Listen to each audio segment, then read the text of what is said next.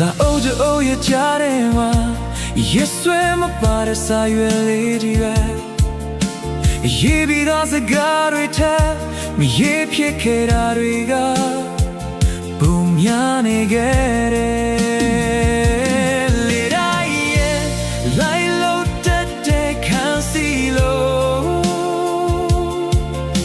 တချို့စိတ်ကူးတွေကဒီကမဖွင့်မဲ့ထွက်သွားတဲ့ငါတို့လည်းဘာမှမဖြစ်ခဲ့လို့ပဲ